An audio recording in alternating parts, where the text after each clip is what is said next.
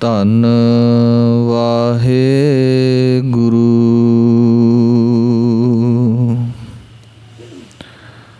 ਸਾਹਿਬ ਜੀ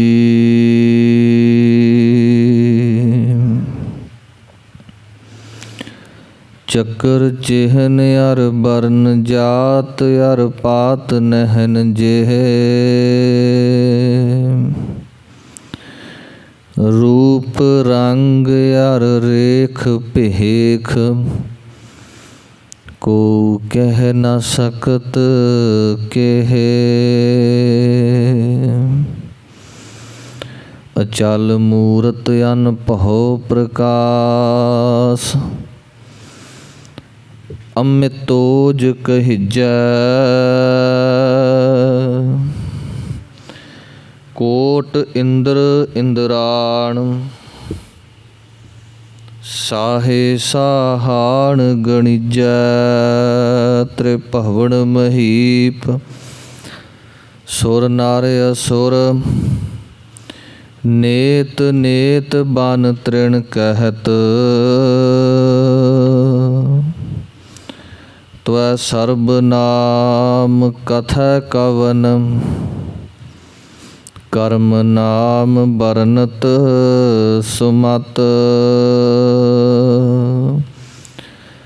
हम सर दीन दयाल न तुम सर अब पतियार क्या कीजै बचनी तोर मोर मन मानै जन को पूरन दीजै हौ बल बल जाओ रमैया कारने कारण कवन अबोल बहुत जन्म बिछरे थे मादो एहो जन्म तुम्हारे लेखे कह रविदास आस लग जीवा चिर पहयो दर्शन देखे कह रविदास आस लग जीवा चिर पहयो दर्शन देखे। सतनाम श्री वाहिगुरु साहिब जी। हे अजित सूर संग्रामं अत बलना बहु मर्दन है गण गंधर्व देव मानुख्यं पस पंखी विमोहन है। हे अजित सूर संग्रामं अत बलना बहु मर्दन है। वाहिगुरु जी का खालसा वाहिगुरु जी की फतेह। जुगो जुग अटल चवर छत्र तख्त ਸਿੰਘਾਸਨਾਂ ਦੇ ਮਾਲਕ ਸਾਹਿਬ ਸਤਿਗੁਰੂ ਸ੍ਰੀ ਗੁਰੂ ਗ੍ਰੰਥ ਸਾਹਿਬ ਜੀਓ ਮਹਾਰਾਜ ਸਤਿਗੁਰਾਂ ਦੇ ਪਾਵਨ ਚਰਨਾਂ ਵਿੱਚ ਜੁੜ ਮਿਲ ਬੈਠੇ ਗੁਰੂ ਰੂਪ ਸਤਿਗੁਰਾਂ ਦਾ ਖਾਸ ਰੂਪ ਸਾਧ ਸੰਗਤ ਜੀਓ ਵੱਡਿਆਂ ਭਾਗਾਂ ਵਾਲੇ ਹਾਂ। ਸਤਿਗੁਰੂ ਸੱਚੇ ਪਾਤਸ਼ਾਹ ਜੀ ਨੇ ਸੁਭਾਗ ਬਖਸ਼ਿਸ਼ ਕੀਤਾ ਸਤਿਗੁਰਾਂ ਦੀ ਪਾਵਨ ਹਜ਼ੂਰੀ ਵਿੱਚ ਬੈਠ ਕਰਕੇ ਹਰ ਕੀਆਂ ਕਥਾ ਕਹਾਣੀਆਂ ਗੁਰਮੀਤ ਸੁਣਾਈਆਂ। ਸਭ ਤੇ ਉੱਤਮ ਹਰ ਕੀ ਕਥਾ ਨਾਮ ਸੁਨਤ ਦਰਦ ਦੁੱਖ ਲੱਥਾ। ਪਾਵਨ ਕਥਾ ਵਿਚਾਰ ਦਾ ਸਮਾਂ ਹੋਇਆ। ਸਤਿਗੁਰਾਂ ਦੇ ਸੁੰਦਰ ਦੀਵਾਨ ਸਜੇ ਹੋਏ ਹਨ। ਸੋਧਾ ਰਹਿਰਾਸ ਸਾਹਿਬ ਜੀ ਦੇ ਪਾਠ ਤੋਂ ਉਪਰੰਤ ਆਰਤੀ ਆਰਤਾ ਹਰ ਜਸ ਕੀਰਤਨ ਆਪ ਜੀ ਸ਼ਰਵਣ ਕਰ ਰਹੇ ਸੋ। ਧੰਨ ਗੁਰੂ ਅਰਜਨ ਦੇਵ ਸੱਚੇ ਪਾਤਸ਼ਾਹ ਜੀ ਸ਼ਹੀਦਾਂ ਦੇ ਸਰਤਾਜ ਬਾਣੀ ਕੇ ਬੋਹਿਤ ਸ਼ਲੋਕ ਸਹਿਸਕ੍ਰਿਤੀ ਮਹੱਲਾ ਪੰਜਵਾ। ਪਾਵਨ ਸ਼੍ਰੀ ਗੁਰੂ ਗ੍ਰੰਥ ਸਾਹਿਬ ਮਹਾਰਾਜ ਜੀ ਅੰਦਰ ਇਸ ਬਾਣੀ ਨੂੰ ਸਭ ਤੋਂ ਮਹਿੰਗੀ ਬਾਣੀ ਮੰਨਿਆ ਜਾਂਦਾ ਹੈ ਉਚਾਰਨ ਦੇ ਪੱਖ ਤੋਂ। ਬਹੁਤਾਤ ਦੇ ਵਿੱਚ ਜਿਨ੍ਹਾਂ ਗੁਰਮੁਖਾਂ ਨੇ ਗੁਰਬਾਣੀ ਦੀ ਸੰਥਿਆ ਨਹੀਂ ਕੀਤੀ ਹੁੰਦੀ ਉਹਨਾਂ ਤੋਂ ਇਸ ਪਾਵਨ ਬਾਣੀ ਦੇ ਜਿਹੜੇ ਪਾਠ ਨੇ ਉਚਾਰਨ ਕਰਨੇ ਬੜੇ ਮੁਸ਼ਕਲ ਹੁੰਦੇ ਹਨ। ਸੋ ਇਸ ਪਾਵਨ ਬਾਣੀ ਦੀ ਕਥਾ ਵਿਚਾਰ ਪਿਛਲੇ ਦਿਨਾਂ ਤੋਂ ਪ੍ਰਾਰੰਭ ਕੀਤੀ ਗਈ ਸੀ। ਹੁਣ ਤੱਕ 44 ਸ਼ਲੋਕਾਂ ਤੱਕ ਵਿਚਾਰ ਪਿੱਛੇ ਆਪਾਂ ਕਰ ਆਏ ਹਾਂ। 45ਵੇਂ ਸ਼ਲੋਕ ਤੋਂ ਅੱਗੇ ਜਿਹੜੀ ਵਿਚਾਰ ਦੀ ਲੜੀ ਹੈ, ਧੰਨ ਗੁਰੂ ਅਰਜਨ ਦੇਵ ਸੱਚੇ ਪਾਤਸ਼ਾਹ ਮਹਾਰਾਜ ਜੋ 5 ਵਿਕਾਰ ਨੇ, ਕਾਮ, ਕ੍ਰੋਧ, ਲੋਭ, ਮੋਹ ਅਤੇ ਹੰਕਾਰ, ਇਹਨਾਂ ਦੇ ਬਾਬਤ ਸਾਨੂੰ ਸਿੱਖਿਆ ਦਿੰਦੇ ਨੇ। ਕਿਉਂਕਿ ਸਾਖੀ ਪ੍ਰਥਾਏ ਮਹਾਂਪੁਰਖ ਬੋਲਦੇ ਸਾਂਝੀ ਸਗਲ ਜਹਾਨੇ, ਹਰੀ ਲਾਲ ਅਤੇ ਕ੍ਰਿਸ਼ਨ ਲਾਲ ਚੱਲ ਕੇ ਆਏ ਸਨ ਗੋਪਾਲ ਦੱਤ ਦੇ ਪੋਤਰੇ, ਕਿ ਮਹਾਰਾਜ ਜੀ ਸਾਡੇ ਮਨ ਨੂੰ ਟਿਕਾ ਨਹੀਂ, ਸਾਡਾ ਮਨ ਟਿਕਦਾ ਨਹੀਂ। ਅਸੀਂ ਬੜੇ ਧਰਮ ਗ੍ਰੰਥ ਵੀ ਪੜ੍ਹੇ, ਪਰ ਮਨ ਦੇ ਅੰਦਰ ਇਕਾਗਰਤਾ ਨਹੀਂ ਆਉਂਦੀ। ਜਿਸ ਤਰ੍ਹਾਂ ਪਾਤਸ਼ਾਹ ਜੀ ਨੇ ਪਾਵਨ ਬਚਨ ਕਹੇ ਹਨ ਕਿ ਵੇਦ ਕਤੇਬ ਕਹੋ ਮਤ ਝੂਠੇ, ਝੂਠਾ ਜੋ ਨਾ ਵਿਚਾਰੇ। ਉਹਨਾਂ ਨੂੰ ਨਾ ਝੂਠਾ ਕਹੀਏ ਕਿ ਸਾਨੂੰ ਉਹਨਾਂ ਨੂੰ ਪੜ੍ਹ ਕੇ ਸ਼ਾਂਤੀ ਨਹੀਂ ਆਈ। ਗੱਲ ਇਹ ਕਿ ਤੁਸੀਂ ਵਿਚਾਰਿਆ ਹੀ ਨਹੀਂ। ਪਾਤਸ਼ਾਹ ਜੀ ਇਹ ਸਮਝਾਉਂਦੇ ਹਨ ਸਾਨੂੰ ਕਿ ਦੇਖੋ ਭਾਈ, ਇਹ ਜਿਹੜੇ 5 ਵਿਕਾਰ ਨੇ, 5 ਦੋਸ਼ ਵੀ ਨੇ, ਸ਼ਬਦ, ਸਪਰਸ਼, ਰੂਪ, ਰਸ, ਗੰਧ, ਇਹ 5 ਵਿਕਾਰ ਨੇ, ਕਾਮ, ਕ੍ਰੋਧ, ਲੋਭ, ਮੋਹ, ਹੰਕਾਰ। ਅਕਸਰ ਇਹਨਾਂ ਦਾ ਜ਼ਿਕਰ ਹੁੰਦਾ ਹੈ ਕਿਉਂਕਿ ਇਹਨਾਂ ਦਾ ਸਰੂਪ ਐਸਾ ਹੈ ਕਿ ਮਨੁੱਖ ਨੂੰ ਨਾ ਚਾਹ ਕੇ ਵੀ ਇਹ ਆਪਣੀ ਗ੍ਰਿਫਤ ਵਿੱਚ ਕੈਦ ਕਰ ਲੈਂਦੇ ਹਨ। ਅਤੇ ਇਹਨਾਂ 5 ਦੇ ਵਿੱਚੋਂ ਜੇ ਕਿਸੇ ਇੱਕ ਦੀ ਗ੍ਰਿਫਤ ਵਿੱਚ ਵੀ ਮਨੁੱਖ ਆ ਗਿਆ ਤਾਂ ਬਾਕੀ 4 ਵੀ ਨਾਲ ਦੀ ਨਾਲ ਘੇਰਾ ਪਾ ਲੈਂਦੇ ਹਨ। ਸੋ ਇਹਨਾਂ 5 ਦੇ ਬਾਬਤ ਧੰਨ ਗੁਰੂ ਅਰਜਨ ਦੇਵ ਸੱਚੇ ਪਾਤਸ਼ਾਹ ਜੀ ਅੱਗੇ ਕਿਰਪਾ ਕਰ ਰਹੇ ਨੇ। ਸਭ ਤੋਂ ਪਹਿਲਾਂ ਉਹ ਮੋਹ ਦੀ ਗੱਲ ਕਰਦੇ ਨੇ ਕਿ ਮੋਹ ਕੀ ਹੈ, ਕਿੰਨਾ ਇਹਦਾ ਭਿਆਨਕ ਸਰੂਪ ਹੈ, ਕਿਹਨੂੰ ਕਿਹਨੂੰ ਇਹਨੇ ਆਪਣੇ ਜਾਲ ਵਿੱਚ ਪਾਇਆ ਹੋਇਆ ਹੈ। ਫਿਰ ਇਸੇ ਤਰ੍ਹਾਂ ਇਹਦੇ ਨਾਲ ਦੇ ਜਿਹੜੇ ਸਾਥੀ ਨੇ ਉਹਨਾਂ ਦਾ ਜ਼ਿਕਰ ਹੋਵੇਗਾ। ਆਓ ਗੁਰੂ ਦਰਬਾਰ ਵਿੱਚ ਹਾਜ਼ਰੀ ਲਵਾਉਂਦੇ ਹੋਏ ਸਤਿਗੁਰਾਂ ਤੋਂ ਅਸੀਸ ਲਈਏ। ਸਤਿਗੁਰ ਜੀਓ, ਆਪ ਹੀ ਮਿਹਰਾਮਤ ਕਰੋ, ਸਿਰ 'ਤੇ ਮਿਹਰ ਭਰਿਆ ਹੱਥ ਰੱਖ ਕਰਕੇ ਆਪਣੀ ਵਿਚਾਰ ਆਪ ਕਰਾ ਲਓ। ਉਚਾਰਨ ਕਰੋ ਜੀ, ਸਤਨਾਮ ਸ੍ਰੀ ਵਾਹਿਗੁਰੂ ਸਾਹਿਬ ਜੀ। हे अजित सूर संग्रामं अत बलना बहु मर्दन है। ਅਜਿਤ ਸੂਰ ਸੰਗਰਾਮੰ, ਹੇ ਸੰਬੋਧਨੀ ਹੈ। ਇਹ ਹਰੀ ਲਾਲ ਅਤੇ ਕ੍ਰਿਸ਼ਨ ਲਾਲ ਨੂੰ ਸੰਬੋਧਨ, ਸਾਨੂੰ ਸਾਰਿਆਂ ਨੂੰ ਸੰਬੋਧਨ, ਅਤੇ ਖਾਸ ਕਰਕੇ ਮੋਹ ਨੂੰ ਸੰਬੋਧਨ ਕੀਤਾ ਗਿਆ ਹੈ ਕਿ ਹੇ ਮੋਹ, ਤੂੰ ਬੜਾ ਵੱਡਾ ਸੂਰਮਾ ਹੈ, ਅਜਿੱਤ ਹੈ, ਤੈਨੂੰ ਕੋਈ ਜਿੱਤ ਨਹੀਂ ਸਕਦਾ। ਹੇ ਅਜਿੱਤ ਸੂਰ ਸੰਗਰਾਮੰ ਅਤ ਬਲਨਾ ਬਹੁ ਮਰਦਨ ਹੈ। ਤੇਰੇ ਵਿੱਚ ਇੰਨਾ ਕੁ ਜ਼ਿਆਦਾ ਬਲ ਹੈ ਕਿ ਤੂੰ ਵੱਡੇ ਵੱਡੇ ਸੂਰਮਿਆਂ ਨੂੰ ਵੀ ਦਲ ਕੇ ਰੱਖ ਦਿੱਤਾ। ਵੱਡੇ ਵੱਡੇ ਸੂਰਮਿਆਂ ਨੂੰ ਜਿਹੜੇ ਸੰਗਰਾਮ ਦੇ ਵਿੱਚ, ਯੁੱਧ ਦੇ ਵਿੱਚ ਵੱਡੇ ਵੱਡੇ ਅਤਰਥੀ ਮਹਾਰਥੀ ਹੋਏ ਨੇ, ਰਿਸ਼ੀ ਮੁਨੀ ਹੋਏ ਨੇ, ਤੂੰ ਸਾਰਿਆਂ ਨੂੰ ਆਪਣੇ ਮੋਹ ਜਾਲ ਦੇ ਵਿੱਚ ਪਾ ਕਰਕੇ ਦਲ ਦਿੱਤਾ। ਵਸ਼ਿਸ਼ਟ ਮੁਨੀ ਦਾ ਅਕਸਰ ਜ਼ਿਕਰ ਆਉਂਦਾ ਹੈ। ਵਸ਼ਿਸ਼ਟ ਮੁਨੀ ਨੂੰ ਜਦੋਂ ਪਤਾ ਲੱਗਾ ਕਿ ਮੇਰੇ 100 ਪੁੱਤਰਾਂ ਦਾ ਕਤਲ ਹੋ ਚੁੱਕਿਆ ਹੈ, ਐਡਾ ਵੱਡਾ ਪੁੱਜਿਆ ਹੋਇਆ ਰਿਸ਼ੀ ਜੋ ਕਿ ਉਸ ਪਰਮਾਤਮਾ ਦੇ ਨਾਮ ਨੂੰ ਜਪਦਾ ਹੈ, ਇੱਕ ਮਿਕ ਹੈ, ਪਰ ਜਦੋਂ ਮੋਹ ਪਤਾ ਲੱਗਾ ਕਿ ਮੇਰੇ ਪੁੱਤਰਾਂ ਦਾ ਕਤਲ ਹੋਇਆ, ਇੰਨਾ ਕੁ ਦੁਖੀ ਹੋਇਆ ਕਿ ਉਸ ਦੁੱਖ ਕਰਕੇ ਉਹਨੇ ਆਪਣੀ ਆਤਮ ਹੱਤਿਆ ਕਰਨੀ ਚਾਹੀ। ਫਾਹਾ ਲੈ ਕੇ ਮਰਨ ਦੀ ਕੋਸ਼ਿਸ਼ ਕੀਤੀ, ਦਰਿਆ ਵਿੱਚ ਡੁੱਬ ਕੇ ਮਰਨ ਦੀ ਕੋਸ਼ਿਸ਼ ਕੀਤੀ, ਹੋਰ ਬੜੇ ਯਤਨ ਕੀਤੇ। ਇਸ ਤਰ੍ਹਾਂ ਦੇ ਜਿਹੜੇ ਇਤਿਹਾਸਕ ਜ਼ਿਕਰ ਆਉਂਦੇ ਨੇ ਜਿਹੜੇ ਮੋਹ ਦੇ ਵਿੱਚ ਫਸ ਗਏ। ਪਰ ਧੰਨ ਹਨ ਗੁਰੂ ਗੋਬਿੰਦ ਸਿੰਘ ਸੱਚੇ ਪਾਤਸ਼ਾਹ ਮਹਾਰਾਜ ਜੀ। 4 ਪੁੱਤਰ ਉਸ ਅਕਾਲ ਪੁਰਖ ਵਾਹਿਗੁਰੂ ਜੀ ਨੇ ਬਖਸ਼ਿਸ਼ ਕੀਤੇ, ਅਤੇ ਮਹਾਰਾਜ ਜੀ ਨੇ ਜਦੋਂ ਮਾਤਾ ਜੀ ਦਮਦਮਾ ਸਾਹਿਬ ਦੀ ਧਰਤੀ 'ਤੇ ਆਏ, ਸਿੱਖ ਸੰਗਤਾਂ ਦੀਵਾਨ ਵਿੱਚ ਸਜੀਆਂ ਹੋਈਆਂ ਨੇ, ਬੜਾ ਚਾਅ ਸੀ। ਦਿੱਲੀ ਤੋਂ ਚੱਲ ਕੇ ਗਏ, ਪੁੱਛਿਆ ਚਾਰੇ ਲਾਲ ਕਿੱਥੇ ਨੇ, ਨਜ਼ਰ ਨਹੀਂ ਆ ਰਹੇ। ਅਤੇ ਮਹਾਰਾਜ ਜੀ ਨੇ ਜਿਹੜਾ ਜਵਾਬ ਦਿੱਤਾ ਸੀ, ਇਨ ਪੁੱਤਰਨ ਕੇ ਸੀਸ ਪਰ ਵਾਰ ਦੀਏ ਸੁਤ ਚਾਰ, ਜਿਹੜੇ ਚਾਰੇ ਪੁੱਤਰ ਸੀ, ਆ ਸਾਰਾ ਖਾਲਸਾ ਸਾਡਾ ਪੁੱਤਰ ਹੈ। ਇਹਨਾਂ ਪੁੱਤਰਾਂ ਦੇ ਸਿਰ ਤੋਂ ਮੈਂ ਆਪਣੇ ਚਾਰੇ ਪੁੱਤਰ ਵਾਰ ਦਿੱਤੇ। ਧੰਨ ਹੈ ਗੁਰੂ ਗੋਬਿੰਦ ਸਿੰਘ ਸੱਚੇ ਪਾਤਸ਼ਾਹ, ਚਮਕੌਰ ਸਾਹਿਬ ਕੱਚੀ ਗੜੀ ਤੋਂ ਆਪਣੇ ਹੱਥੀਂ ਪੁੱਤਰਾਂ ਨੂੰ ਜੰਗ ਦੇ ਮੈਦਾਨ ਵਿੱਚ ਤੋਰ ਰਹੇ ਨੇ। ਪਤਾ ਹੈ ਕਿ ਇੱਥੋਂ ਗਿਆ ਹੁਣ ਵਾਪਸ ਨਹੀਂ ਆਉਣਾ, ਮੌਤ ਤੋਂ ਘੱਟ ਕੋਈ ਹੋਰ ਰਾਹ ਨਹੀਂ।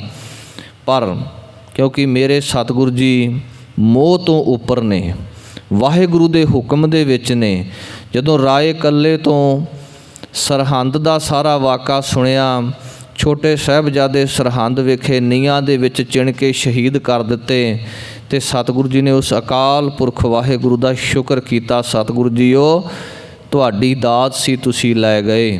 ਪਰ ਨਾਲ ਹੀ ਆਪਣੇ ਤੀਰ ਦੇ ਨਾਲ ਕਾਹੀ ਦਾ ਬੂਟਾ ਪੱਟ ਕੇ ਇਹ ਬਚਨ ਕਹੇ ਸਨ ਕਿ ਅੱਜ ਤੋਂ ਮੁਗਲ ਰਾਜ ਦੀ ਨੀਂਹ ਪੱਟੀ ਗਈ। ਸੋ ਧੰਨ ਗੁਰੂ ਗੋਬਿੰਦ ਸਿੰਘ ਸੱਚੇ ਪਾਤਸ਼ਾਹ ਮਹਾਰਾਜ ਜੀ, ਗੁਰੂ ਨਾਨਕ ਦੇਵ ਸੱਚੇ ਪਾਤਸ਼ਾਹ ਜੀ ਤੋਂ ਜੇਕਰ ਆਪਾਂ ਦੇਖੀਏ, ਜਿਹੜਾ ਮੋਹ ਹੈ ਇਹ ਗੁਰੂ ਘਰ ਤੋਂ ਬੜਾ ਦੂਰ ਰਿਹਾ।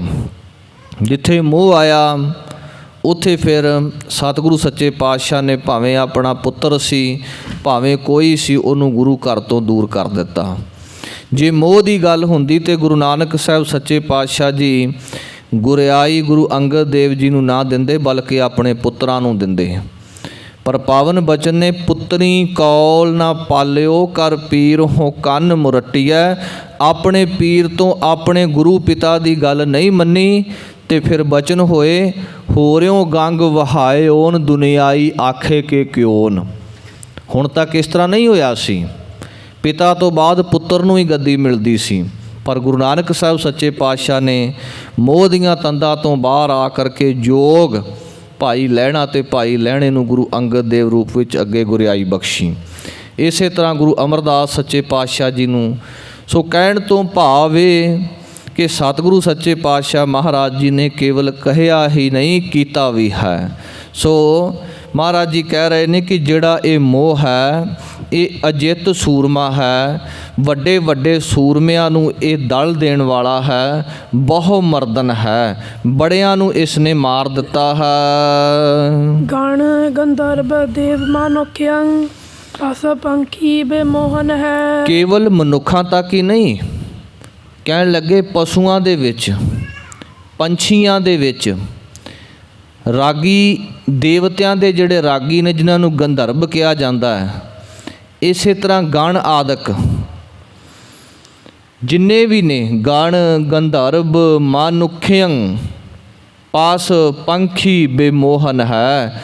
ਹੇ ਮੋਹ, ਤੂੰ ਐਡਾ ਵੱਡਾ ਸੂਰਮਾ ਹੈ, ਤੂੰ ਦੇਵਤਿਆਂ ਦੀ ਨਗਰੀ ਤੋਂ ਲੈ ਕਰਕੇ ਮਨੁੱਖ ਤੇ ਮਨੁੱਖਾਂ ਤੋਂ ਲੈ ਕਰਕੇ ਪਸ਼ੂ ਪੰਛੀ ਸਾਰਿਆਂ ਨੂੰ ਆਪਣੀ ਗ੍ਰਿਫਤ ਵਿੱਚ ਲਿਆ ਹੋਇਆ ਹੈ। ਹਰ ਕਰਨ ਹਾਰੰ ਨਮਸਕਾਰੰ ਸਰਣ ਨਾਨਕ ਜਗਦੀਸ਼ਵਰ ਹੈ। ਕ੍ਰਿਸ਼ਨ ਲਾਲ ਤੇ ਹਰੀ ਲਾਲ ਕਹਿਣ ਲੱਗੇ, ਮਹਾਰਾਜ ਜੀ ਜੇ ਇਹ ਮੋਹ ਐਡਾ ਵੱਡਾ ਹੈ, ਐਡਾ ਪ੍ਰਬਲ ਸੂਰਮਾ ਹੈ, ਇਸ ਮੋਹ ਤੋਂ ਬਚਿਆ ਕਿਵੇਂ ਜਾਵੇ? ਤੇ ਮਹਾਰਾਜ ਜੀ ਕਹਿੰਦੇ ਹਰ ਕਰਨ ਹਾਰੰ ਨਮਸਕਾਰੰ, ਜੋ ਵਾਹਿਗੁਰੂ ਸਾਰੀ ਸ੍ਰਿਸ਼ਟੀ ਨੂੰ ਪੈਦਾ ਕਰਨ ਵਾਲਾ ਹੈ, ਉਸ ਵਾਹਿਗੁਰੂ ਨੂੰ ਨਮਸਕਾਰ ਕੀਤੀ ਜਾਵੇ। ਸਰਣ ਨਾਨਕ ਜਗਦੀਸ਼ਵਰ ਹੈ, ਉਸ ਅਕਾਲ ਪੁਰਖ ਵਾਹਿਗੁਰੂ ਦੀ ਸ਼ਰਨ ਵਿੱਚ ਜਾ ਕਰਕੇ ਇਸ ਮੋਹ ਰੂਪੀ ਵੱਡੇ ਸੂਰਮੇ ਤੋਂ ਬਚਿਆ ਜਾ ਸਕਦਾ ਹੈ। ਇਹ ਮੋਹ ਹੈ ਕਿ ਸਭ ਤੋਂ ਪਹਿਲਾਂ ਜੇਕਰ ਗੁਰੂ ਅਮਰਦਾਸ ਸੱਚੇ ਪਾਤਸ਼ਾਹ ਮਹਾਰਾਜ ਜੀ ਦੇ ਬਚਨ ਪੜ੍ਹੀਏ, ਜਦੋਂ ਬੱਚੇ ਦਾ ਜਨਮ ਹੁੰਦਾ ਹੈ, ਮਹਾਰਾਜ ਜੀ ਕਹਿੰਦੇ ਲਿਵ ਛੁੜਕੇ ਲੱਗੀ ਤ੍ਰਿਸ਼ਨਾ ਮਾਇਆ ਅਮਰ ਵਰਤਾਇਆ, ਇਹ ਮਾਇਆ ਜਿਤ ਹਰ ਵਿਸਰੈ ਮੋਹ ਉਪਜੈ ਭਾਉ ਦੂਜਾ ਲਾਇਆ। ਸ਼ੁਰੂਆਤ ਜਨਮ ਵੇਲੇ ਹੀ ਹੋ ਗਈ ਸੀ, ਜਦੋਂ ਪਰਮਾਤਮਾ ਨਾਲੋਂ ਲਿਵ ਟੁੱਟੀ, ਜਨਮ ਲੈ ਕੇ ਸੰਸਾਰ 'ਤੇ ਜੀ ਆਇਆ, ਤੇ ਸਭ ਤੋਂ ਪਹਿਲਾਂ ਜਿਹੜੀ ਤ੍ਰਿਸ਼ਨਾ ਲਿਵ ਛੁੜਕੀ ਲੱਗੀ ਤ੍ਰਿਸ਼ਨਾ ਕੀ ਸੀ? ਭੁੱਖ ਲੱਗੀ। ਪਹਿਲਾਂ ਵਾਹਿਗੁਰੂ ਨਾਲ ਲਿਵ ਲੱਗੀ ਹੋਈ ਸੀ, ਵਾਹਿਗੁਰੂ ਆਪੇ ਪ੍ਰਤਪਾਲਨਾ ਕਰਦਾ ਸੀ, ਖਾਣਾ ਮਾਂ ਖਾਂਦੀ ਸੀ, ਉਸ ਖਾਣੇ ਦੀ ਖੁਰਾਕ ਬੱਚੇ ਨੂੰ ਪੇਟ ਵਿੱਚ ਲੱਗਦੀ ਸੀ। ਪਰ ਹੁਣ ਜਨਮ ਹੋਇਆ, ਪੇਟ ਅੰਦਰ ਭੁੱਖ ਲੱਗੀ, ਰੋਣ ਦੀ ਆਵਾਜ਼ ਆਈ, ਮਾਂ ਨੇ ਦੁੱਧ ਪਿਆਇਆ। ਉਸ ਤੋਂ ਬਾਅਦ ਇਹਨੂੰ ਇੰਜ ਮਹਿਸੂਸ ਹੋਣ ਲੱਗਾ ਕਿ ਮੈਂ ਰੋਵਾਂਗਾ, ਰੋਣ ਤੋਂ ਬਾਅਦ ਮੈਨੂੰ ਦੁੱਧ ਮਿਲੇਗਾ। ਇਹ ਮੋਹ ਦਾ ਪਹਿਲਾ ਸਰੂਪ ਸੀ, ਤ੍ਰਿਸ਼ਨਾ। ਤ੍ਰਿਸ਼ਨਾ ਤੋਂ ਅੱਗੇ ਫਿਰ ਮੋਹ ਬਣਿਆ, ਇਸੇ ਤੋਂ ਅੱਗੇ ਫਿਰ ਹੌਲੀ ਹੌਲੀ ਹੌਲੀ ਹੌਲੀ ਮੋਹ ਦਾ ਇੰਨਾ ਭਿਆਨਕ ਸਰੂਪ ਹੋ ਗਿਆ ਕਿ ਜਿਸ ਵਾਹਿਗੁਰੂ ਦੇ ਨਾਲੋਂ ਇੱਕ ਅਹਿਦ ਕਰਕੇ ਆਇਆ ਸਾਂ, ਉਹ ਅਹਿਦ ਹੀ ਟੁੱਟ ਗਿਆ ਤੇ ਸੰਸਾਰ ਦੇ ਮੋਹ ਦੇ ਵਿੱਚ ਖਚਿਤ ਹੋ ਗਿਆ। ਸਤਿਗੁਰੂ ਜੀ ਕਹਿੰਦੇ ਸ਼ੁਰੂਆਤ ਤੇ ਉੱਥੋਂ ਹੋਈ ਸੀ। ਸੋ ਇਸ ਤਰ੍ਹਾਂ ਇਹ ਭਿਆਨਕ ਸਰੂਪ ਹੈ। ਜਿਸ ਤਰ੍ਹਾਂ ਆਪਣੇ ਘਰ ਪਰਿਵਾਰ ਦੇ ਵਿੱਚ ਰਿਸ਼ਤੇਦਾਰ, ਸਕੇ ਸੰਬੰਧੀ ਸਭਨਾਂ ਨਾਲ ਸਨੇਹ ਹੁੰਦਾ ਹੈ, ਪਿਆਰ ਸਭਨਾਂ ਨਾਲ ਕਰਨਾ ਚਾਹੀਦਾ ਹੈ, ਪਰ ਮੋਹ ਜੋ ਹੈ, ਜਦੋਂ ਕੋਈ ਸਾਡਾ ਆਪਣਾ ਪਰਿਵਾਰ ਦਾ ਜੀ, ਰਿਸ਼ਤੇਦਾਰ, ਕੋਈ ਖਾਸ ਮਿੱਤਰ ਇਸ ਸੰਸਾਰ ਨੂੰ ਵਿਦਾ ਕਰਕੇ ਜਦੋਂ ਚਲਿਆ ਜਾਂਦਾ ਹੈ, ਉਦੋਂ ਅਸੀਂ ਦੁਖੀ ਹੁੰਦੇ ਹਾਂ। ਦੁਖੀ ਹੋਣ ਦਾ ਕਾਰਨ ਕੀ ਹੈ? ਮੋਹ। ਜਿੰਨਾ ਸਮਾਂ ਅਸੀਂ ਉਸ ਵਾਹਿਗੁਰੂ ਦੀ ਰਜ਼ਾ ਦੇ ਵਿੱਚ, ਵਾਹਿਗੁਰੂ ਦੇ ਹੁਕਮ ਦੇ ਵਿੱਚ ਨਹੀਂ ਰਹਾਂਗੇ, ਜੋ ਵਾਹਿਗੁਰੂ ਦਾ ਹੁਕਮ ਹੈ, ਘੱਲੇ ਆਵ ਹੈ ਨਾਨਕਾ ਸੱਦੇ ਉੱਠੀ ਜਾਹੇ ਅਨੁਸਾਰ, ਵਾਹਿਗੁਰੂ ਨੇ ਭੇਜਿਆ ਤੇ ਆਏ, ਵਾਹਿਗੁਰੂ ਨੇ ਸੱਦਾ ਬੁਲਾ ਲਿਆ ਕਿ ਆ, ਤੇ ਉਦੋਂ ਜਾਣਾ ਪੈਣਾ, ਕੋਈ ਰੋਕ ਨਹੀਂ ਸਕਦਾ। ਜਿੰਨਾ ਸਮਾਂ ਮੋਹ ਦੀਆਂ ਤੰਦਾਂ ਰਹਿਣਗੀਆਂ, ਉਹਨਾਂ ਸਮਾਂ ਇਹ ਜੀਵ ਦੁਖੀ ਹੋਵੇਗਾ, ਪਰ ਜਦੋਂ ਵਾਹਿਗੁਰੂ ਦਾ ਹੁਕਮ ਬੁੱਝੇਗਾ, ਉਦੋਂ ਸਾਰੇ ਦੁੱਖ ਖਤਮ ਹੋ ਜਾਣਗੇ। ਤੇ ਇਹ ਜੋ ਮੋਹ ਹੈ, ਇਹ ਬਹੁਤ ਵੱਡਾ ਸੂਰਮਾ ਹੈ। ਵਾਹਿਗੁਰੂ ਦੀ ਸ਼ਰਨ ਵਿੱਚ ਆ ਕੇ ਹੀ ਇਸ ਦੇ ਜਾਲ ਤੋਂ ਦੂਰ ਹੋਇਆ ਜਾ ਸਕਦਾ ਹੈ। हे कामं नरक विश्रामं ਬਹੁ ਜੋਨੀ ਪ੍ਰਮਾਵਣ ਹੈ। ਹੁਣ ਗੱਲ ਕਰਦੇ ਨੇ ਕਾਮ ਦੀ। ਕਹਿਣ ਲੱਗੇ ਹੇ ਕਾਮੰ ਨਰਕ ਵਿਸਰਾਮੰ ਬਹੁ ਜੋਨੀ ਪ੍ਰਮਾਵਣ ਹੈ। ਕਾਮ ਦਾ ਕਿੱਡਾ ਭਿਆਨਕ ਸਰੂਪ ਸਤਿਗੁਰੂ ਸੱਚੇ ਪਾਤਸ਼ਾਹ ਮਹਾਰਾਜ ਜੀ ਨੇ ਦੱਸਿਆ। ਗੁਰੂ ਨਾਨਕ ਸਾਹਿਬ ਸੱਚੇ ਪਾਤਸ਼ਾਹ ਜੀ ਨਾਲ ਕਲਯੁਗ ਦੀ ਵਾਰਤਾ ਹੋਈ ਤੇ ਕਲਯੁਗ ਇੱਕ ਭਿਆਨਕ ਸਰੂਪ ਧਾਰਨ ਕਰਕੇ ਗੁਰੂ ਨਾਨਕ ਦੇਵ ਮਹਾਰਾਜ ਜੀ ਦੇ ਸਾਹਮਣੇ ਆਇਆ। ਮਹਾਰਾਜ ਜੀ ਕਹਿਣ ਲੱਗੇ ਕਲਯੁਗ ਮੰਨਿਆ ਤੇਰਾ ਰਾਜ ਹੈ, ਪਰ ਜਿਹੜਾ ਤੂੰ ਅੱਜ ਸਰੂਪ ਧਾਰਨ ਕਰਕੇ ਸਾਡੇ ਸਾਹਮਣੇ ਆਇਆ, ਇਹਦਾ ਮਤਲਬ ਦੱਸ ਕੀ ਹੈ? ਕਹਿਣ ਲੱਗੇ ਮੇਰੇ ਰਾਜ ਦੇ ਵਿੱਚ ਦੋ ਗੱਲਾਂ ਦੀ ਪ੍ਰਧਾਨਗੀ ਰਹੇਗੀ, ਇੱਕ ਜੀਵ ਰਸ ਤੇ ਦੂਸਰਾ ਕਾਮ ਦੀ ਪ੍ਰਧਾਨਗੀ ਰਹੇਗੀ। ਸੱਚਮੁੱਚ ਸੰਸਾਰ ਅੱਜ ਖਾਣ ਪੀਣ ਦੀਆਂ ਵਸਤੂਆਂ ਤੇ ਕਾਮ ਵਾਸ਼ਨਾ ਤੋਂ ਇਲਾਵਾ ਕੋਈ ਤੀਜੀ ਗੱਲ ਨਹੀਂ ਹੋ ਰਹੀ। ਮਹਾਰਾਜ ਜੀ ਕਹਿਣ ਲੱਗੇ ਹੇ ਕਾਮੰ ਨਰਕ ਵਿਸਰਾਮੰ, ਜਿਹੜੇ ਕਾਮ ਦੇ ਵਿੱਚ ਗਰਕ ਗਏ, ਕਾਮ ਦੇ ਵਿੱਚ ਪੈ ਗਏ, ਕਹਿਣ ਲੱਗੇ ਉਹਨਾਂ ਨੂੰ ਨਰਕਾਂ ਦੇ ਵਿੱਚ ਟਿਕਾ ਮਿਲੇਗਾ। ਨਰਕ ਵਿਸਰਾਮੰ ਬਹੁ ਜੋਨੀ ਪ੍ਰਮਾਵਣ ਹੈ, ਇੰਨਾ ਖਤਰਨਾਕ ਹੈ। ਮਹਾਰਾਜ ਜੀ ਕਹਿਣ ਲੱਗੇ ਪਤਾ ਹੀ ਨਹੀਂ ਕਿੰਨੀਆਂ ਕੋ ਟੇਢੀਆਂ ਮੇਢੀਆਂ ਜੂਨਾਂ ਦੇ ਵਿੱਚ ਇਸ ਜੀਵ ਨੂੰ ਜਾਣਾ ਪਵੇਗਾ। ਚਿਤ ਹਰਣੰ ਤ੍ਰੈ ਲੋਕ ਗਮਯੰ ਜਪ ਤਪ ਸੀਲ ਵਿਦਾਰਣ ਹੈ। ਇਹ ਕਾਮ ਜਦੋਂ ਮਨੁੱਖ ਦੇ ਅੰਦਰ ਹਾਵੀ ਹੁੰਦਾ ਹੈ, ਮਨੁੱਖ ਨੂੰ ਆਪਣੀ ਗ੍ਰਿਫਤ ਵਿੱਚ ਲੈਂਦਾ, ਚਿਤ ਹਰਣੰ ਇਹਦੇ ਮਨ ਨੂੰ ਹਿਰ ਲੈਂਦਾ ਹੈ। ਮਨੁੱਖ ਦੇ ਮਨ ਦੇ ਉੱਪਰ ਪ੍ਰੋਪਰ ਤੌਰ ਤੇ ਉੱਪਰ ਕਬਜ਼ਾ ਕਰ ਲੈਂਦਾ ਹੈ। ਚਿਤ ਹਰਣੰ ਤ੍ਰੈ ਲੋਕ ਗਮਯੰ, ਤੇ ਇੱਕ ਖਿਨ ਮਾਤਰ ਸਮੇਂ ਦੇ ਵਿੱਚ ਤਿੰਨਾਂ ਲੋਕਾਂ ਦੇ ਵਿੱਚ ਵਿਸ਼ੇ ਵਾਸ਼ਨਾ ਨੂੰ ਪੂਰੀ ਕਰਨ ਵਾਸਤੇ ਇਹ ਭੱਜਦਾ ਹੈ, ਇਹ ਦੌੜਦਾ ਹੈ। ਇੱਕ ਵਾਰ ਮੈਂ ਪੁਸਤਕ ਪੜ੍ਹ ਰਿਹਾ ਸਾਂ, ਮਹਾਰਾਜਾ, ਜੋ ਕਿ ਪਟਿਆਲਾ ਰਿਆਸਤ ਦੇ ਜਿੰਨੇ ਰਾਜੇ ਹੋਏ ਜਾਂ ਹੈਦਰਾਬਾਦੀ ਨਿਜ਼ਾਮ ਹੋਏ, ਹੈਰਾਨੀ ਵਾਲੀ ਗੱਲ ਇਹ ਕਿ ਜਦੋਂ ਕਾਮ ਸਿਰ ਤੇ ਚੜ੍ਹਦਾ ਹੈ, ਮਨੁੱਖ ਕਿੱਥੋਂ ਤੱਕ ਗਿਰ ਜਾਂਦਾ ਹੈ। ਉਸ ਪੁਸਤਕ ਵਿੱਚ ਜ਼ਿਕਰ ਕੀਤਾ ਗਿਆ ਕਿ ਪਟਿਆਲਾ ਰਿਆਸਤ ਦੇ ਰਾਜਿਆਂ ਨੇ ਆਪਣੀ ਕਾਮ ਵਾਸ਼ਨਾ ਨੂੰ ਪ੍ਰਬਲ ਕਰਨ ਵਾਸਤੇ ਗੁਰੂ ਗ੍ਰੰਥ ਸਾਹਿਬ ਦਾ ਅਖੰਡ ਪਾਠ ਵੀ ਕਰਵਾਇਆ। ਮਹਾਰਾਜਾ ਪੁਸਤਕ ਦਾ ਨਾਮ। ਸੋ ਕਹਿਣ ਲੱਗੇ ਹੇ ਕਾਮੰ ਨਰਕ ਵਿਸਰਾਮੰ ਬਹੁ ਜੋਨੀ ਪ੍ਰਮਾਵਣ ਹੈ। ਜਿਹੜੇ ਕਾਮ ਦੇ ਵਸੀਕਾਰ ਹੋ ਜਾਂਦੇ ਹਨ, ਉਹ ਬਹੁਤ ਜੂਨਾਂ ਦੇ ਵਿੱਚ ਪੈਂਦੇ ਹਨ। ਚਿਤ ਹਰਨੰ ਤ੍ਰੈ ਲੋਕ ਗਮਯੰ ਜਪ ਤਪ ਸੀਲ ਬਿਦਾਰਨ ਹੈ। ਜਪ ਤਪ ਸੀਲ ਸੰਜਮ ਜਿਹੜਾ ਸੁਭਾਅ ਹੈ, ਸਤੋ ਗੁਣੀ ਸੁਭਾਅ ਹੈ, ਉਹ ਨਾਸ ਹੋ ਜਾਂਦਾ ਹੈ। ਅਲਪ ਸੁਖ ਅਵਿਤ ਚੰਚਲ ਊਚ ਨੀਚ ਸਮਾਵਣ ਹੈ। ਅਲਪ ਸੁਖ, ਕਾਮ ਦਾ ਸੁਖ ਕੀ ਹੈ? ਓਸ਼ੋ ਦੀ ਬੜੀ ਲੰਬੀ ਸਟੱਡੀ ਹੈ ਇਸ ਉੱਪਰ। ਕਹਿਣ ਲੱਗੇ ਖਿੰਨ ਮਾਤਰ ਸਮੇਂ ਦਾ ਇੱਕ ਸੁਖ ਹੈ, ਉਸ ਸੁਖ ਦੀ ਖਾਤਰ ਮਨੁੱਖ ਕਿੰਨਾ ਕੁ ਦੁੱਖ ਪ੍ਰਾਪਤ ਕਰਦਾ ਹੈ ਇਹ ਦੱਸਿਆ ਨਹੀਂ ਜਾ ਸਕਦਾ।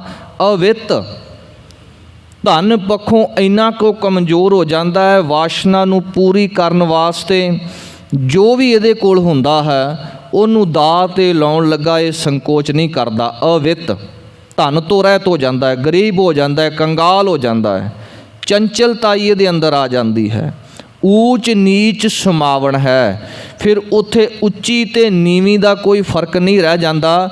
ਕਹਿਣ ਲੱਗੇ ਜੇ ਕੋਈ ਉੱਚ ਜਾਤੀ ਵਾਲਾ ਆਪਣੇ ਆਪ ਨੂੰ ਕਹਾਉਂਦਾ ਹੈ, ਪਰ ਜੇ ਕਾਮ ਦੇ ਵਸੀਕਾਰ ਹੋ ਗਿਆ ਤੇ ਅੱਗੇ ਕਾਮ ਕ੍ਰਿੜਿਆ ਲਈ, ਕਾਮ ਵਾਸ਼ਨਾ ਲਈ ਭਾਵੇਂ ਕੋਈ ਨਖਿੱਧ ਜਾਤ ਵਿੱਚੋਂ ਵੀ ਕੋਈ ਹੋਵੇ ਤੇ ਉਸ ਵੇਲੇ ਇਹਦੀਆਂ ਅੱਖਾਂ ਜਿਹੜੀਆਂ ਨੇ ਅੰਨੀਆਂ ਹੋ ਜਾਂਦੀਆਂ ਨੇ, ਇਹਦੇ ਧਰਮ ਕਰਮ ਸਭ ਛੁੱਟ ਜਾਂਦੇ ਨੇ। ਇਸ ਤਰ੍ਹਾਂ ਕਹਿਣ ਲੱਗੇ ਊਚ ਨੀਚ ਸਮਾਵਣ ਹੈ। ਦੂਸਰਾ ਅਰਥ ਊਚ ਨੀਚ ਭਾਵ ਟੇਢੀਆਂ ਮੇਢੀਆਂ ਜੂਨਾਂ ਦੇ ਵਿੱਚ ਪਤਾ ਹੀ ਨਹੀਂ ਕਈ ਜਨਮ ਪਏ ਕੀਟ ਪਤੰਗਾ, ਕਈ ਜਨਮ ਗਜ ਮੀਨ ਕਰੰਗਾ, ਕਿਹੜੀਆਂ ਕਿਹੜੀਆਂ ਜੂਨਾਂ ਦੇ ਵਿੱਚ ਘੁੰਮਣਾ ਪੈਂਦਾ ਹੈ। ਤਵ ਪੈ ਬਿਮੰ ਚਿੰਤ ਸਾਧ ਸੰਗਮ ਓਟ ਨਾਨਕ ਨਾਰਾਇਣ ਹੈ। ਫਿਰ ਉਹਨਾਂ ਪੁੱਛਿਆ ਹਰੀ ਲਾਲ ਤੇ ਕ੍ਰਿਸ਼ਨ ਲਾਲ ਨੇ, ਸਤਿਗੁਰੂ ਜੀਓ ਕਿਰਪਾ ਕਰਕੇ ਦੱਸੋ ਇਸ ਕਾਮ ਤੋਂ ਬਚਿਆ ਕਿਵੇਂ ਜਾਏ? ਇਹ ਐਡਾ ਪ੍ਰਬਲ ਹੈ। ਵੱਡੇ ਵੱਡੇ ਰਿਸ਼ੀ ਮੁਨੀਆਂ ਨੂੰ ਬ੍ਰਹਮਾ ਦਾ ਜ਼ਿਕਰ ਆਉਂਦਾ ਹੈ ਜੀ। ਬ੍ਰਹਮਾ ਜਦੋਂ ਕਾਮ ਦੇ ਵਸੀਕਾਰ ਹੋਇਆ ਤੇ ਆਪਣੀ ਪੁੱਤਰੀ ਦੇ ਉੱਪਰ ਹੀ ਮੋਹਿਤ ਹੋ ਗਿਆ। ਇਸੇ ਤਰ੍ਹਾਂ ਹੋਰ ਬੜੇ ਪ੍ਰਸੰਗ ਦੇਵੀ ਦੇਵਤਿਆਂ ਦੇ, ਬੜੇ ਹੋਰ ਘਟਨਾਵਾਂ ਜਿਹੜੀਆਂ ਸਮਾਜ ਦੇ ਵਿੱਚ ਆਪਾਂ ਅਕਸਰ ਦੇਖਦੇ ਹਾਂ। ਕਹਿਣ ਲੱਗੇ ਇਸ ਕਾਮ ਤੋਂ ਨਿਜਾਤ ਕਿਵੇਂ ਪਾਈ ਜਾ ਸਕੇ? ਸਤਿਗੁਰੂ ਜੀ ਕਾਮ ਨੂੰ ਹੀ ਸੰਬੋਧਨ ਹੋ ਕੇ ਕਹਿ ਰਹੇ ਨੇ, ਤਵ ਭੈ ਬਿਮੁੰਚਿਤ ਸਾਧ ਸੰਗਮ। ਹੇ ਕਾਮ, ਤੇਰਾ ਜਿਹੜਾ ਡਰ ਕੁੱਲ ਦੁਨੀਆ ਨੂੰ ਸਤਾ ਰਿਹਾ, ਕੁੱਲ ਦੁਨੀਆ ਦੇ ਉੱਪਰ ਤੂੰ ਆਪਣਾ ਕਬਜ਼ਾ ਕਰੀ ਬੈਠਾ ਹੈ, ਉਹ ਤੇਰਾ ਡਰ ਜਿਹੜਾ ਬੇਮੁੰਚਿਤ ਨਾਸ ਹੋ ਸਕਦਾ ਹੈ ਸਾਧ ਸੰਗਮ। ਸਾਧ ਸੰਗਤ ਦੇ ਵਿੱਚ ਓਟ ਨਾਨਕ ਨਾਰਾਇਣ ਹੈ। ਜਿੱਥੇ ਵਾਹਿਗੁਰੂ ਦੇ ਨਾਮ ਦੀ ਓਟ ਲਈ ਜਾਵੇ, ਵਾਹਿਗੁਰੂ ਦੇ ਚਰਨਾਂ ਵਿੱਚ ਅਰਦਾਸ ਕੀਤੀ ਜਾਵੇ, ਉੱਥੇ ਕਾਮ ਤੋਂ, ਕਿਉਂਕਿ ਜਦੋਂ ਸੱਚੇ ਦਿਲੋਂ ਅਰਦਾਸ ਕੀਤੀ ਜਾਵੇ ਤੇ ਸਤਿਗੁਰੂ ਜੀ ਪ੍ਰਵਾਨ ਕਰਦੇ ਹਨ, ਇਸ ਕਾਮ ਦੇ ਉੱਪਰ ਜਿੱਤ ਪਾਈ ਜਾ ਸਕਦੀ ਹੈ। ਹੇ ਕਲ ਮੂਲ ਕ੍ਰੋਧੰ ਕਦਾਂਚ ਕਰਣਾ ਨ ਉਪਰਜਤੇ। ਹੁਣ ਤੀਸਰਾ ਕ੍ਰੋਧ। ਪਹਿਲਾਂ ਮੋਹ ਦੀ ਗੱਲ ਕੀਤੀ, ਫਿਰ ਕਾਮ ਦੀ ਗੱਲ ਕੀਤੀ ਪਾਤਸ਼ਾਹ ਨੇ, ਹੁਣ ਗੱਲ ਕਰ ਰਹੇ ਨੇ ਕ੍ਰੋਧ ਦੀ। ਹੇ ਕਲ ਮੂਲ ਕ੍ਰੋਧੰ, ਹੇ ਕਲਾ ਦਾ ਮੁੱਢ, ਝਗੜੇ ਦਾ, ਲੜਾਈ ਦਾ ਮੁੱਢ ਜਿਹੜਾ ਹੈ ਕ੍ਰੋਧ। ਕਦੰਚ ਕਰੁਣਾ ਨਾ ਉਪਰਜਤੇ। ਇੱਕ ਭੋਰਾ ਜਿੰਨੀ ਵੀ ਜਦੋਂ ਜੀਵ ਕ੍ਰੋਧੀ ਹੁੰਦਾ ਹੈ ਉਦੋਂ ਇਹਦੇ ਅੰਦਰੋਂ ਦਇਆ ਭਾਵਨਾ ਖਤਮ ਹੋ ਜਾਂਦੀ ਹੈ। ਦੋ ਤਰ੍ਹਾਂ ਦੇ ਮਨੁੱਖ ਨੇ। ਇੱਕ ਉਹ ਨੇ ਜਿਨ੍ਹਾਂ ਨੂੰ ਥੋੜ੍ਹੀ ਜਿਹੀ ਗੱਲ 'ਤੇ ਗੁੱਸਾ ਆ ਜਾਂਦਾ ਹੈ, ਕ੍ਰੋਧ ਆ ਜਾਂਦਾ ਹੈ, ਅਤੇ ਉਹ ਇੱਕਦਮ ਗੁੱਸੇ ਨੂੰ ਨਾ ਸਹਾਰਦੇ ਹੋਏ ਆਪਣੇ ਪ੍ਰਚੰਡ ਰੂਪ ਦੇ ਵਿੱਚ ਆ ਜਾਂਦੇ ਨੇ। ਪਰ ਅਗਲੇ ਹੀ ਛਿਨ ਉਹਨਾਂ ਦਾ ਜਿਹੜਾ ਸੁਭਾਅ ਹੈ, ਬੇਸ਼ੱਕ ਉਹ ਠੰਡਾ ਹੋਇਆ ਪਰ ਉਹ ਚਿੜਚਿੜਾ ਹੋ ਜਾਂਦਾ ਹੈ। ਇੱਕ ਉਹ ਜਪੀ ਤਪੀ ਨੇ ਜਿਨ੍ਹਾਂ ਨੂੰ ਗੁੱਸਾ ਨਹੀਂ ਆਉਂਦਾ, ਕ੍ਰੋਧ ਨਹੀਂ ਆਉਂਦਾ, ਪਰ ਜਦੋਂ ਆਉਂਦਾ ਉਦੋਂ ਫਿਰ ਵੀਰ ਰਸ ਆਉਂਦਾ ਹੈ। ਵੀਰ ਰਸ ਦਾ ਜਿਹੜਾ ਸਰੂਪ ਹੈ ਉਹ ਫਿਰ ਜਬੈ ਬਾਣ ਲਾਗਿਓ ਤਬੈ ਰੋਸ ਜਾਗਿਓ ਦਾ ਜੋ ਫਰਮਾਨ ਹੈ ਉਸ ਅਨੁਸਾਰ ਚੱਲਦਾ ਹੈ। ਇਸ ਕਰਕੇ ਕਿਉਂਕਿ ਇਹ ਪੰਜਾਂ ਨੂੰ ਖਤਮ ਨਹੀਂ ਕਰਨਾ, ਕਾਮ ਕ੍ਰੋਧ ਲੋਭ ਮੋਹ ਤੇ ਹੰਕਾਰ, ਇਹਨਾਂ ਨੂੰ ਵਸ ਵਿੱਚ ਕਰਨਾ ਹੈ। ਜੇ ਇਹ ਖਤਮ ਹੋਏ ਤੇ ਸਾਡਾ ਸਭ ਕੁਝ ਹੀ ਖਤਮ ਹੈ। ਕਿਉਂਕਿ ਜੇ ਕਾਮ ਖਤਮ ਹੋ ਗਿਆ ਤੇ ਸੰਸਾਰ ਦੀ ਜਿਹੜੀ ਅੱਗੇ ਗ੍ਰਸਤ ਧਰਮ ਦੀ ਗੱਲ ਸਤਿਗੁਰਾਂ ਜੀ ਨੇ ਕੀਤੀ ਹੈ, ਸਗਲ ਧਰਮ ਮੈਂ ਗ੍ਰਸਤ ਪ੍ਰਧਾਨ ਹੈ, ਭਾਈ ਗੁਰਦਾਸ ਜੀ ਕਹਿ ਰਹੇ ਨੇ, ਤੇ ਫਿਰ ਉਹ ਕਿਵੇਂ ਚੱਲੇਗਾ? ਜੇ ਕ੍ਰੋਧ ਖਤਮ ਹੋ ਗਿਆ ਤੇ ਫਿਰ ਵੀਰ ਰਸ ਵੀ ਖਤਮ ਹੋ ਜਾਵੇਗਾ। ਇਸ ਕਰਕੇ ਖਤਮ ਨਹੀਂ ਕਰਨਾ, ਇਹਨਾਂ ਨੂੰ ਵਸ ਵਿੱਚ ਕਰਨਾ ਹੈ। ਮਹਾਰਾਜ ਜੀ ਕਹਿਣ ਲੱਗੇ, ਹੇ ਕਾਲ ਮੂਲ ਕ੍ਰੋਧੰ ਕਦੰਚ ਕਰੁਣਾ ਨਾ ਉਪਰਜਤੇ। ਜਦੋਂ ਮਨੁੱਖ ਦਾ ਜਿਹੜਾ ਸਵਰੂਪ ਹੈ ਕ੍ਰੋਧੀ ਹੁੰਦਾ ਹੈ, ਕ੍ਰੋਧ ਦੀ ਸੰਗਿਆ ਜਿਹੜੀ ਅੱਗ ਦੇ ਨਾਲ ਵੀ ਕੀਤੀ ਗਈ ਹੈ। ਜਿਸ ਤਰ੍ਹਾਂ ਅੱਗ ਬਲਦੀ, ਅੱਗ ਦੀ ਲਾਟ ਬੜੀ ਪ੍ਰਚੰਡ ਹੁੰਦੀ ਹੈ, ਇਸੇ ਤਰ੍ਹਾਂ ਕਿਹਾ ਕ੍ਰੋਧ ਦੀ ਜਿਹੜੀ ਲਾਟ ਹੈ ਬੜੀ ਪ੍ਰਚੰਡ ਹੁੰਦੀ ਹੈ। ਜਦੋਂ ਬੰਦਾ ਕ੍ਰੋਧੀ ਹੁੰਦਾ ਹੈ, ਇਹਨੂੰ ਫਿਰ ਕੋਈ ਵੀ ਨਹੀਂ ਦਿਖਦਾ ਕਿ ਇਹ ਮੇਰਾ ਧੀ ਹੈ, ਇਹ ਪੁੱਤਰ ਹੈ, ਜਾਂ ਮੇਰਾ ਕੌਣ ਹੈ। ਕ੍ਰੋਧ ਦੇ ਵਿੱਚ ਬੜੇ ਤਰ੍ਹਾਂ ਦੇ ਨੁਕਸਾਨ ਕਰ ਲੈਂਦਾ ਹੈ। ਇਸ ਕਰਕੇ ਪਾਤਸ਼ਾਹ ਜੀ ਕਹਿੰਦੇ, ਹੇ ਕਾਲ ਮੂਲ ਕ੍ਰੋਧੰ ਕਦੰਚ ਕਰੁਣਾ ਨਾ ਉਪਰਜਤੇ। ਤੇਰੇ ਅੰਦਰ ਇੱਕ ਭੂਰਾ ਜਿੰਨੀ ਵੀ ਦਇਆ ਪੈਦਾ ਨਹੀਂ ਹੁੰਦੀ। ਵਿਖਿਆੰਤ ਜੀਵੰ ਵਸਿਅੰ ਕਰੋਤ ਨਿਰਤਯੰ ਕਰੋਤ ਜਥਾ ਮਰਕਟ ਹੈ। ਕਹਿਣ ਲੱਗੇ ਜਿਹੜੇ ਜੀਵ ਵਿਸ਼ਿਆਂ ਵਿਕਾਰਾਂ ਦੇ ਵਿੱਚ ਪੈ ਗਏ, ਵਸਿਅੰ ਕਰੋਤ, ਉਹਨਾਂ ਦੇ ਅੰਦਰ ਕ੍ਰੋਧ ਦਾ ਵਾਸ ਹੈ। ਜਿਸ ਤਰ੍ਹਾਂ ਪਹਿਲਾਂ ਵੀ ਆਪਾਂ ਗੱਲ ਬਚਨ ਸਾਂਝੇ ਕੀਤੇ ਕਿ ਇਹ ਜਿਹੜੇ 5 ਵਿਕਾਰ ਨੇ, ਇਹਨਾਂ ਵਿੱਚੋਂ ਕੋਈ 1-2 ਵੀ ਜੇ ਮਨੁੱਖ ਦੇ ਅੰਦਰ, ਮਨੁੱਖ ਦੇ ਉੱਪਰ ਹਾਵੀ ਹੋ ਗਏ, ਸਾਡੇ ਮਨ ਦੇ ਉੱਪਰ ਹਾਵੀ ਹੋ ਗਏ, ਤੇ ਇਹਨਾਂ ਦੇ ਬਾਕੀ ਸਾਥੀ ਵੀ ਕਿਸੇ ਨਾ ਕਿਸੇ ਰੂਪ ਦੇ ਵਿੱਚ ਸਾਡੇ ਮਨ ਨੂੰ ਪ੍ਰਭਾਵਿਤ ਕਰਦੇ ਨੇ।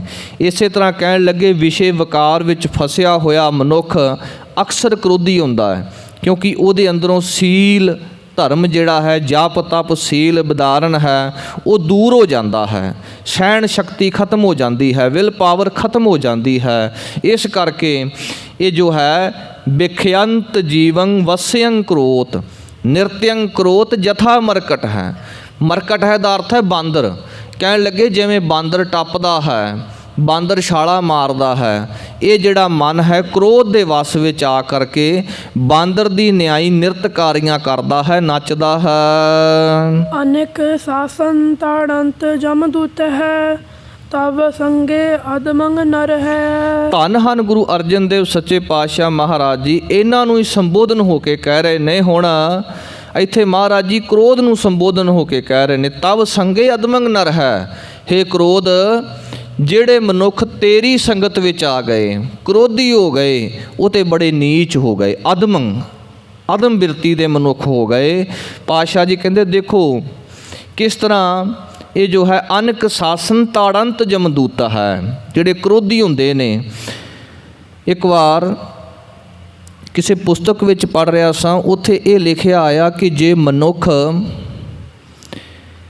ਕਈ ਸਾਲ ਤਪ ਕਰੇ ਤੇ ਕਈ ਸਾਲਾਂ ਦਾ ਕੀਤਾ ਹੋਇਆ ਤਪ ਜਦੋਂ ਇੱਕ ਵਾਰ ਮਨੁੱਖ ਦੇ ਅੰਦਰ ਪ੍ਰਚੰਡ ਰੂਪ ਦੇ ਵਿੱਚ ਕ੍ਰੋਧ ਆਉਂਦਾ ਹੈ ਨਾ, ਕੀਤਾ ਹੋਇਆ ਜਪ ਤਪ ਸਾੜ ਕੇ ਸੁਆਹ ਕਰ ਦਿੰਦਾ ਹੈ।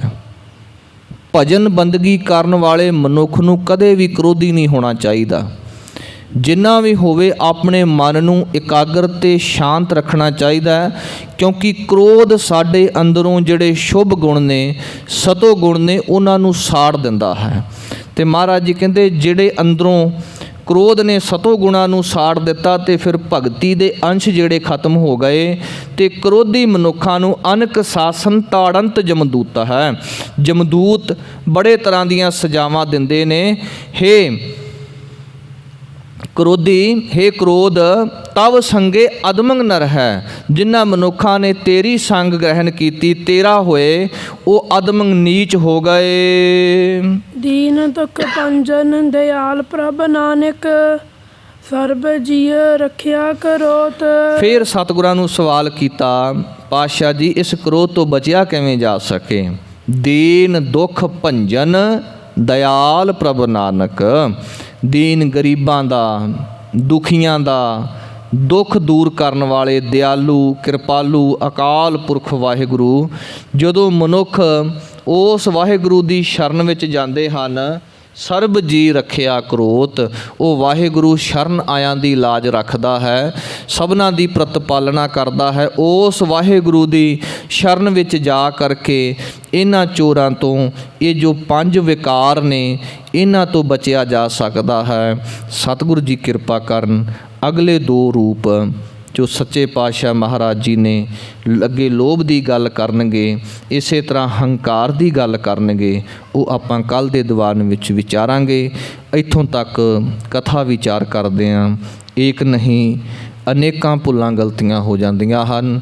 ਗੁਰੂ ਕੀ ਸੰਗਤ ਗੁਰੂ ਮਹਾਰਾਜ ਬਖਸ਼ਣਯੋਗ ਹਨ, ਕਿਰਪਾ ਕਰਕੇ ਬਖਸ਼ ਦੇਣਾ ਜੀ। ਅਗਾਂਹ ਤੋਂ ਸਮੱਤ ਬਖਸ਼ਣੀ, ਸ੍ਰੇਸ਼ਟ ਮਤ ਬੁੱਧ ਅਨੁਸਾਰ ਕਥਾ ਵਿਚਾਰ ਕਰ ਸਕੀਏ। ਭੁੱਲਣ ਅੰਦਰ ਸਭ ਕੋ ਅਭੁੱਲ ਗੁਰੂ ਕਰਤਾਰ, ਦੇਹੋ ਸੱਜਣ ਅਸੀਸੜੀਆਂ, ਜੋ ਹੋਵੈ ਸਾਹਿਬ ਸਿਉ ਮੇਲ। ਆਖਰੀ ਪੰਕਤੀਆਂ ਪੜ੍ਹ ਕੇ ਸਮਾਪਤੀ ਹੈ ਜੀ। ਅਨੇਕ ਸਾਸਨ ਤਾੜੰਤ ਜਮਦੂਤ ਹੈ, ਤਵ ਸੰਗੇ ਅਦਮੰਗ ਨਰ ਹੈ। ਦੀਨ ਦੁਖ ਭੰਜਨ ਦਇਆਲ ਪ੍ਰਭ ਨਾਨਕ, ਸਰਬ ਜੀਅ ਰੱਖਿਆ ਕਰੋਤ। ਵਾਹਿਗੁਰੂ ਜੀ ਕਾ ਖਾਲਸਾ, ਵਾਹਿਗੁਰੂ ਜੀ ਕੀ ਫਤਿਹ। ਵਾਹ।